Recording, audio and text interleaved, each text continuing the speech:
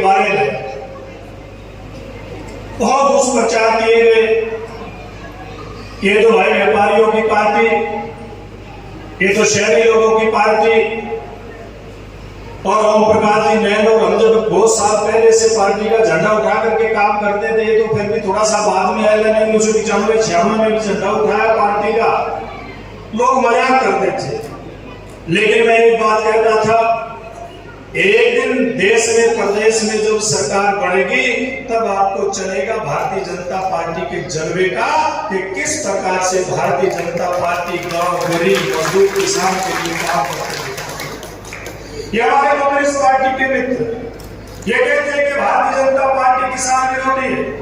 मैं नमोदा गांव के जागरूक हमारे नौजवानों से, बुजुर्गों से, पढ़ी लिखी बहनों से एक बात कह करके जाता हूं, कागज के ऊपर एक आंकड़ा लिख लो कि कांग्रेस पार्टी की सरकार हमसे पहले लगातार लगभग 10 साल के आसपास इस देश के अंदर चली थी।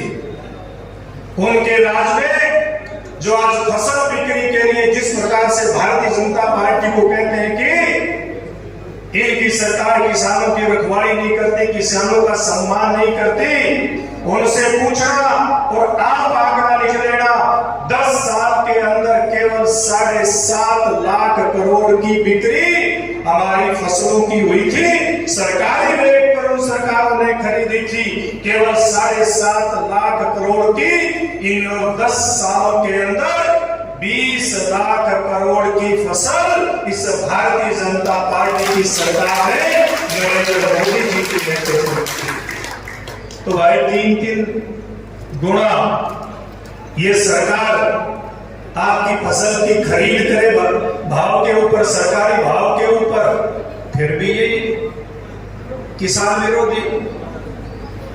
14 फसलें हरियाणा में चाहे वो एमएसपी पे खरीदे या उनका भावांतर भरपाई दे, फिर भी वो लोग भारतीय जनता पार्टी को कहते हैं कि किसान विरोधी।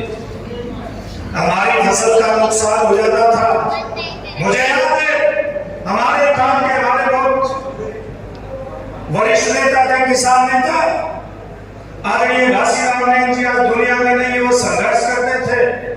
मैं बहुत सारे उनके कार्यक्रमों में जाता था। चौधरी महेंद्र सिंह टिकैत की रैली मैंने लाल किला की प्राचीर के ऊपर आज से लगभग 30 साल पहले मैंने अटेंड की थी।